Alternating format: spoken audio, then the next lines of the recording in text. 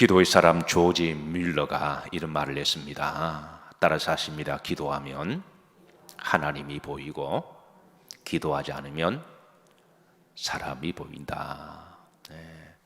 아마 이런 마음이 이 다윗의 마음과 같을 것입니다. 어제 시편 55편의 배경을 살폈는데요. 어제의 친구가 오늘의 적이 되어 갑자기 배신하고 반란해서 배신을 당하고 가슴이 도려내는 아픔과 고통을 안고 졸지에 이제 도망다니는 그런 신세가 되었을 때에 다윗도 평소에 기도하는 사람이죠. 그래서 그가 하나님 앞에 더 절박하게 간절히 기도할 수밖에 없는 것은 기도하지 않으면 사람이 자꾸 보이니까, 기도하지 않으면 환경이 보이고, 기도하지 않으면 어떻게 견딜 수가 없으니까 그런 이 가슴 아픈 고통을 안고 하나님 앞에 더 깊은 기도로 들어가게 됩니다. 마태복음 17장에 예수님께서 제자들을 데리고 변화산에 올라가셨어요. 그때 이 제자들이 주님과 깊은 대화를 나누다 보니까 갑자기 세상은 온데간데 없어지고 예수님만 보이게 되었더라 그랬습니다. 오늘 들었던 찬송처럼 우리를 무겁게 하는 짐도 많고 우리의 번민과 걱정도 많은 일들도 우리 속에 많이 있지만, 여러분 그럴수록 오늘 다윗의 기도처럼 더욱더 기도 열심히 하셔서 세상 온데간데 없어지게 되시고, 또 우리를 또 서운하게 하거나 아프게 하는 사람들도 보이지 않고 또 무거운 짐도 다 내려놓으시고 오직 하나님만 더 보이시기를, 예수님만 더 보이시기를 주의 이름으로 기도하고 축복합니다. 자, 어제 이어서 다윗은 하나님 앞에 깊은 기도로 들어가면서 배신자들의 구체적인 행위에 대해서 하나님 앞에 토로해요. 첫 번째, 성내에서 강포와 분쟁을 내가 보았습니다 라고 기도합니다. 9절입니다. 내가 성내에서 강포와 분쟁을 보아사오니 주여 그들을 멸하소서. 그들의 무엇을 혀를 잘라버리소서. 그들이 반란을 하고 모함하면서 그 새치 혀 가지고 온갖 말들을 만들어내고 루머를 만들어내고, 그리고 그것이 시간이 지남에 따라 점점 확대 재생산이 되어서 정말 자기가 어떻게 보면 한 시대의 민족의 영웅이잖아요. 나라를 구한 사람이며 블레셋을 통하여 이스라엘을 전쟁 중에 구한 사람이고, 그가 각종 전쟁에 나가서 많은 업적을 세우고 수많은 영웅적인 일을 했는데도 한순간에 뒤집어져서 그 루머가 재생산되고 이제 죽일 놈이 되고 원수가 되어버렸으니, 그들이 모함만 하는 그 혀가 얼마나 미웠는지 하나님, 조금 잔혹한 기도긴 하지만 근데 우리가 이런 상황이 되면 이 정도는 충분히 공감을 할 수가 있죠. 무조건 이글만 보고 너무 잔혹해, 그 일을 안 당해봐서 그런 거죠. 근데 우리가 그런 일을 당하면 이 부분에 대해서 우리가 다윗의 기도가 너무 잔혹하다, 기도하는 사람이 그럴 수가 있느냐, 그렇게 말을 못합니다. 그래서 다윗이 억합심정을 가지고 하나님 그들이 비방하는 그런 혀를 잘라버리시기를 그렇게 토로를 하고 있습니다. 자, 두 번째 보면 성중에서 죄악과 재난이 있으며 그랬습니다. 10절입니다. 그들이 주야로 어디 위로 두루다니며 성벽 위로 두루다니며 그랬습니다. 오늘 이 다윗의 기도 중에는요, 특별히 거리와 장소에 대해서 많이 언급을 하는데요. 이제 9절에 보면 성내, 그리고 10절에 보면 성벽 위를 이야기합니다. 그리고 후렴절에 보시면 성중이라는 말을 쓰고요. 그리고 11절에 보면 압박과 속임수가 그 거리를 떠나지 아니하도다. 이게 이제 성내는 이 왕실내를 이야기하죠. 이 다윗이 통치를 하고 거주하고 살았던 그 왕실을 이야기합니다. 우리로 말하면 아마 이 청와대를 말하지 않을까 그렇게 생각하시면 돼요. 그리고 이제 그 다음에 10절에 보면 성벽 위는 옛날에 성벽 위에서 병사들이 이제 성 안과 성 밖을 지켜는 경계였죠. 근데 높은 곳에서 이미 이제 반란 수교에 넘어간 많은 사람들이 돌아다니면서 이렇게 가십거리 만들고 루머 퍼뜨리고 욕하는 저주하는 이런 이제 장소를 연상하게 만듭니다. 그리고 10절 후렴지를 보시면 성중 안에는 이제 왕궁을 벗어난 그 성 안에 있는 그런 지역을 한양 도성 안 뭐 이렇게 보시면 되겠습니다. 성 안에.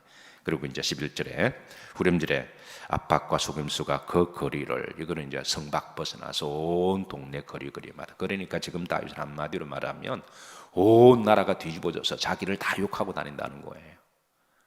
어디를 가더라도 그 새치에 그렇게 노란한 사람들이 각종 루머와 악독한 말에 이런 일로 인해서 다윗이 한순간에 국민적 영웅이었던 그 사람이, 그래서 어떤 점에 있어서 백성들은 어떻게 보면 참 지혜로운데 어떤 때는 나라가 힘들고 어려울 때는 참 우리나라 왜군이 쳐들어왔을 때 그때 의병들이 일어나서 정치인들은 나라를 다 도망하고 뭐 버릴 때 의병들이 일어나서 목숨을 걸고 나라를 구한, 어떤 점에 있어서 백성들이 어떤 때는 참 지혜롭고 용기가 있는데 또 어떤 때는 또 참 어리석을 때도 솔직히 우리가 백성이지만 그럴 때가 있죠.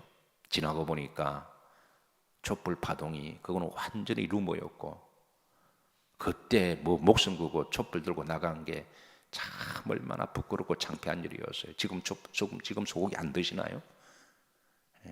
웬 떡이하고 드시잖아요. 그래서 이게 사람의 이 모습에는 항상 이중성이 있습니다. 이게 참 똑똑한 것 같은데 또 참 어리석고. 지금 이 다윗이 이스라엘 백성들이 한순간에 지금 자기를 온 동네에 가십거리 만들고 죽일로 만들어서 어디 피할 곳도 없고 그래서 어쩔 수 없이 광야로 도망다닙니다. 온 사람들이 자기를 다 죽일로 만들었으니까.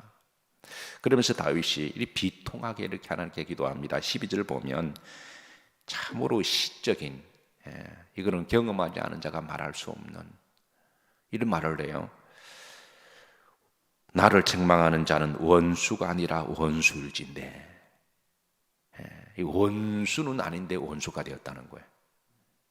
원수가 아니라 원수일진데, 이거 어떻게 보면 시각기도 한데 이거는 처절한 경험에서 나온 그런 고백이죠. 후렴절에 나를 미워하는 자가 아닌데 미워하는 자일진데, 원수가 아닌데 원수가 된 사람,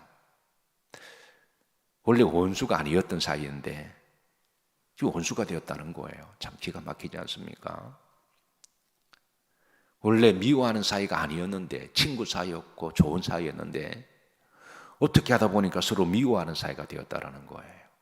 이 기가 막힌 이 일을 당한 다윗이 하나님 앞에 기도합니다. 우리의 속담 중에도 어제의 친구가 오늘이 뭐가 된다? 원수가 된다. 그런 속담이 있습니다. 그리고 영어 말 중에도 재미있는 말이 프레너미라는 말을 잘 아실 거예요. 그게 프렌드와 에너미 합성단이죠. 그런데 친구이면서 적이다. 그러니까 어제의 친구 오늘 적이 되고, 친구일진데 친구가 아니라 적이 되어버리고, 이걸 이제 프레너미라는 말을 사용하죠. 다윗에게 있어서 바로 압살롬이 그러하고 아히도벨이 그러하고 백성들이 그랬습니다. 원수가 아닌데 원수가 되어버렸고, 미워하는 사이가 아닌데 어떻게 하다 보니까 미워하는 사이가 된, 우리가 이런 모습도 인간관계를 통해서 가끔 경험하잖아요. 자, 13절입니다. 어제 우리가 봉독했습니다. 다시 한번 이제 문맥을 이어서 보시겠습니다. 그는 곧 너로다.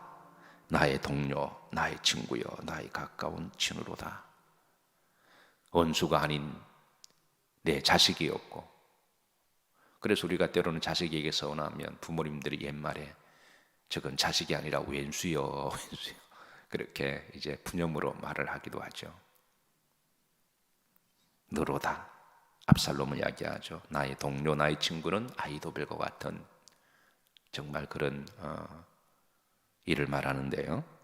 14절입니다. 우리가 같이 재미있게 오느라고 얼마 전까지만 해도 참 같은 지역에서 같은 국내에서 같이 농담도 하고 웃기도 하고 그리고 함께 그림자를 보시면 함께 하나님의 집에 다녀서 예배도 드리고 기도하고 찬송도 하나님 일도 같이 했는데 그런데 저들이 원수가 되었고 미워하는 사이가 된 이 다윗의 이 현실을 하나님 앞에 토로하면서 기도합니다. 그래서 15절 다윗은 하나님 앞에 저들을 심판해 주기를 하나님께 간절히 기도하고 있습니다. 사실 이 다윗의 이 배신당한 자의 아픔과 도망다니는 신세, 여러분 이 다윗을 통해서 우리가 많이 볼 수 있는 한 분이 떠오르죠. 누군가요? 예수 그리스도시잖아요. 물론 우리가 이 땅에서 이런 일을 당하는 분들을 우리가 때로는 경험하기도 하고요. 아마 여러분들도 간도 빼주고 설계 빼주었던 그런 사람에게 이런 배신과 이 아픔을 당한 적이 있으실 겁니다. 그리고 또 우리가 살아가는 또 이 세계 속에서 그런 일을 당하는 사람들을 우리가 보면서 마음의 아픔도 가지고 계실 거예요. 그러나 무엇보다도 이 다윗보다도 더 배신과 아픔을 당한 사람은 예수 그리스도시잖아요. 예수 그리스도께서 오셔서 그 많은 사랑과 헌신과 참 엄청난 축복을 주시는데 주님이 빌라도에 잡혀갔을 때에 몇 사람들의 선동으로 말미암아 예수를 잡아 죽이소서 핏대 높여서 그렇게 막 이렇게 손을 들어 그런 군중들을 보면서 그때 주님께서 그들을 향하여 아무 말씀도 하지 아니하시고 그냥 지켜보신 우리가 그 빌라도의 법정의 그 사건을 우리가 잘 기억하고 있습니다. 자, 요한복음 19장 15절 한번 우리도 그 자리에 있었으면 이렇게 하지 않았을까요? 그래서 우리는 이런 사람들을 함부로 정죄할 수가 없습니다. 자, 15절 다 같이 합독하십니다. 그들이 소리질러 없이 하소서 없이 하소서 그를 십자가에 못 박게 하소서. 빌라도가 이르되 내가 너희 왕을 십자가에 못 박으리야. 대제사장들이 대답하되 가이사 외에는 우리에게 왕이 없나이다 하니. 자, 이런 모습을 향하여 주님은 아무 말씀도 하지 아니하시고 오히려 십자가상에서 저들의 죄를 용서해 주시기를 하나님께 기도하고 있습니다.